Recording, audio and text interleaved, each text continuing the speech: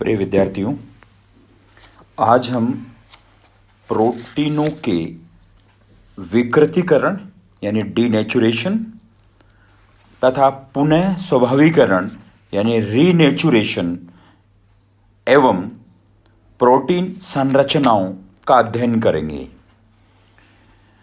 जिस प्रकार लगभग सभी अल्फा एमिनो अम्ल एल विन्यासित होते हैं, सभी प्रोटीन ध्रुवण घूर्णक दक्षिणावर्ती होते हैं यानी डेक्स्ट्रोरोटेटरी होते हैं। प्रोटीन का विकृतीकरण, यदि इन प्रोटीनों की अभिक्रिया अम्ल, क्षार, अल्कोहल, लवणों जैसे copper sulphate, mercuric sulphate, picric अम्ल आदि से करवाई जाती है तो ये अवक्षेपित या स्कंदित हो जाते हैं। प्रोटीनों की यह अवस्था विकृतीकृत प्रोटीन और यह प्रक्रिया प्रोटीन विकृतीकरण कहलाती है। प्रोटीनों के विकृतीकरण से उनकी जैव सक्रियता और ध्रुवण घूर्णकता में परिवर्तन आ जाता है। प्रोटीनों में विकृतीकरण का कारण उनके विभिन्न वलनों यानी फोल्डिंग्स के खुलने तथा संरूपणों में परिवर्तन के कारण आता है। समविभव बिंदु विकृतीकरण में सहायक होते हैं। एंजाइम भी विकृतीकरण द्वारा अक्रिय हो जाते हैं। वातावरण में भिन्नता से भी प्रोटीनों की दुर्बल बंध विखंडन से भी विकृतीकरण हो जाता है।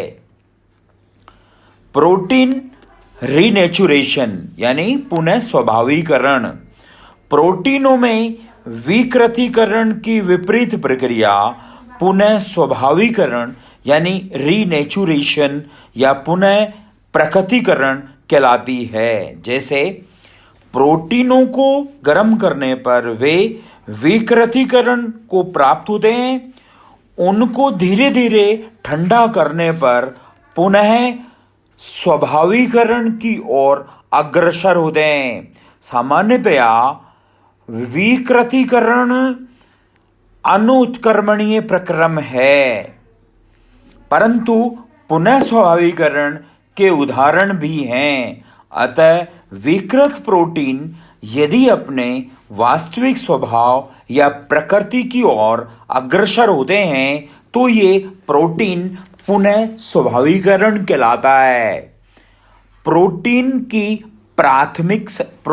की संरचना, पॉलीपेप्टाइड की कई श्रृंखलाओं के जुड़ने से प्रोटीन बनते हैं। अतः प्रोटीनों के जल अपघटन से पॉलीपेप्टाइड प्राप्त होते हैं तथा पुनः पॉलीपेप्टाइड के जल अपघटन से अल्फा एमिनो अम्ल बनते हैं। इन अल्फा एमिनो अम्लों के आधार पर ही प्रोटीनों की निम्न 3 प्रकार की संरचनाएं होती हैं। प्रोटीनों की प्राथमिक संरचना, नंबर 2 द्वितीयक संरचना, नंबर 3 तृतीयक संरचना। उपरोक्त संरचनाएं प्रोटीन संरचनाओं के स्तर यानी लेवल्स भी कहलाते हैं। प्रोटीन की प्राथमिक संरचना, प्रोटीनों के संगठक एमिनो अम्लों के अनुक्रम से इनकी प्राथमिक संरचना का ज्ञान हो सकता है, जिसके लिए निम्नलिखित का ज्ञान होना भी आवश्यक है। यानी प्रोटीन या पॉलीपेप्टाइड में एमिनो अम्लों की संख्या, दूसरा प्रत्येक प्रकार के एमिनो अम्लों की संख्या, तीसरा प्रोटीन में एमिनो अम्लों का अनुक्रम यानी सीक्वेंस। प्रोटीन या पॉलीपेप्टाइड के जल अपघटन से एमिनो अम्लों की संख्या तथा आयन विनिमय, क्रोमेटोग्राफी तथा स्वतः एमिनो अम्लों का विश्लेषण, विद्युत कण संचलन आदि से इनकी सांद्रता और संख्या ज्ञात कर ली जाती है तथा अंतिम समूह विश्लेषण और आंशिक जल अपघटन या चयनित जल अपघटन से एमिनो अम्लों का प्रोटीन में अनुक्रम ज्ञात कर लिया जाता है।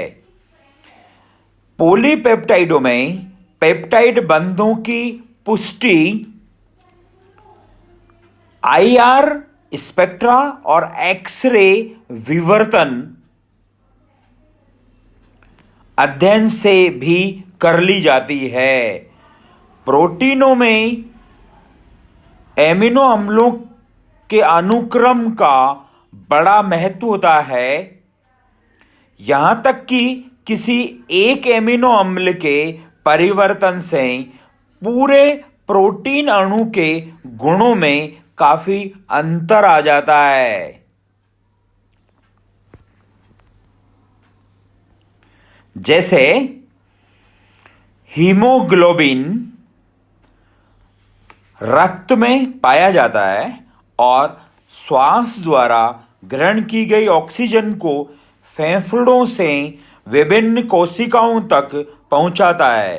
हीमोग्लोबिन में 574 एमिनो अम्लों की इकाइयां होती है। इसमें एमिनो अम्लों के क्रम में केवल एक एमिनो अम्ल के परिवर्तन से मनुष्य में सिकल सेल एनीमिया यानी दात्र कोशिका अरक्तता नामक रोग होता है। इस रोग में मनुष्य की आरबीसी का हीमोग्लोबिन अवक्षेपित हो जाता है, जिससे मनुष्य की मृत्यु तक हो जाती है। जैसे सामान्य हीमोग्लोबिन में जो अमीनो अम्लों का क्रम है, उस क्रम के विपरीत सिकल सेल एनीमिया के रोगी के हीमोग्लोबिन में वो क्रम परिवर्तित हो जाता है। प्रोटीनों की द्वितीयक संरचना।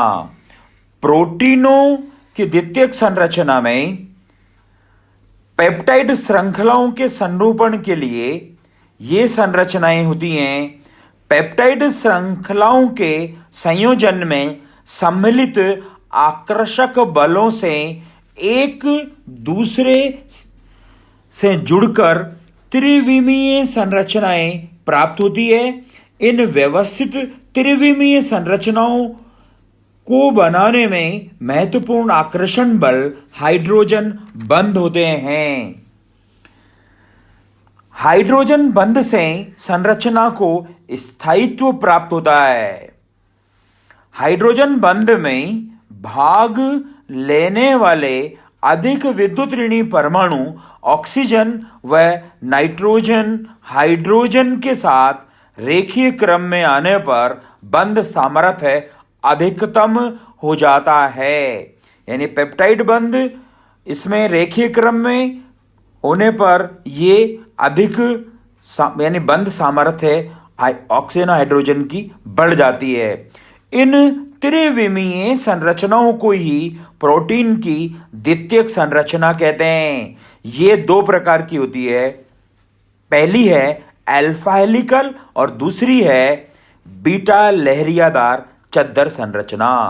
अल्फा हेलिकल संरचना, इन संरचनाओं में पूरी पेप्टाइड श्रृंखला एक हेलिकल यानी मुड़े हुए रिबन की भांति से मुड़ी होती है, इसीलिए इनको अल्फा हेलिक्स कहते हैं, जिस पर प्राकृतिक एमिनो अम्ल एल विन्यासित होते हैं। प्रोटीन हेलिक्स दक्षिणावर्ती होते हैं। श्रृंखला के दोनों ओर प्रत्येक एमिनो समूह तृतीयक एमाइड के साथ हाइड्रोजन बंध बना लेते हैं। अतः प्राथमिक संरचना की अपेक्षा द्वितीयक वलयन में एमिनो अम्ल अधिक समीप आ जाते हैं और हाइड्रोजन बंधित होते हैं। इन्हें हेलिक्स रूप में बनाए रखने के लिए हाइड्रोजन बंधों का योगदान होता है। हाइड्रोजन बंध NH के एंड के हाइड्रोजन परमाणु व C डबल बॉन्ड O के ऑक्सीजन परमाणु के मध्य बनता है। अतः हाइड्रोजन बंध के कारण हेलिक्स में मुक्त घूर्णन भी नहीं हो सकता, इसलिए दृढ़ संरचना होती है। अल्फा हेलिक्स में हेलिक्स के प्रत्येक मोड में 3.7 एमिनो अम्ल इकाइयां होती है, जैसा कि इस अल्फा हेलिक्स को इस चित्र में बताया गया है, जिसमें प्रत्येक हेलिक्स में 3.7 एमिनो एसिड यूनिट्स होती है और दो इनके हेलिक्स के बीच में या दो वलयन के बीच में 5.6 एंगस्ट्रॉम की दूरी होती है।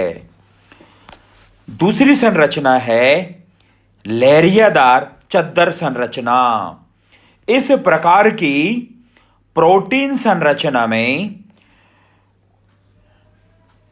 एक पेप्टाइड श्रृंखला में अंतराण्विक हाइड्रोजन बंध द्वारा दूसरे पेप्टाइड श्रृंखला से परस्पर जुड़ती है। इन पेप्टाइड श्रृंखलाओं के संयोजन में एक श्रृंखला समानांतर तो दूसरी प्रति समानांतर क्रम में जुड़ती है और समानांतर विन्यास में सभी पेप्टाइड एक दिशा में तो प्रति समानांतर एकांतर पर विपरीत दिशा में बढ़ती है। इस प्रकार की चद्दर जैसी संरचनाएं एक दूसरे के ऊपर आसानी से फिसल सकती है। इस प्रकार की संरचना वाले प्रोटीन मुलायम होते हैं। इसे निम्न प्रकार से प्रदर्शित कर सकते हैं। प्रोटीन की तृतीयक संरचना में प्रोटीन अणु की लंबी पेप्टाइड श्रृंखलाओं के वलन और झुकन व्यवस्थित रूप में होने के कारण व्यवस्थित त्रिविमीय संरचनाएं बनती हैं, जिन्हें प्रोटीनों की तृतीयक संरचना कहते हैं। प्रोटीनों में पेप्टाइड श्रृंखलाओं का व्यवस्थित क्रम में वलयन होने से ऊर्जा की दृष्टि से स्थायी आकृति ग्रहण कर लेती है। इसके साथ ही कई प्रकार के आकर्षण बल और बंध भी संरचना को स्थायित्व प्रदान करते हैं, जैसे हाइड्रोजन बंध, आयनिक बंध, सहसंयोजक बंध, डाइसल्फाइड बंध, जलरोधी बंध। पेप्टाइड श्रृंखलाओं में वलन इस प्रकार से होता है कि जलीय वातावरण में जल स्नेही ध्रुवीय समूह और जलरोधी समूह श्रृंखला के अंदर की ओर होते हैं। प्राकृतिक प्रोटीन रेशेदार और गोलाकार आकृति के होते हैं। इनके अलावा इंसुलिन, थायरोग्लोबिन, एल्बुमिन, हीमोग्लोबिन आदि गोलाकार प्रोटीनों के उदाहरण हैं।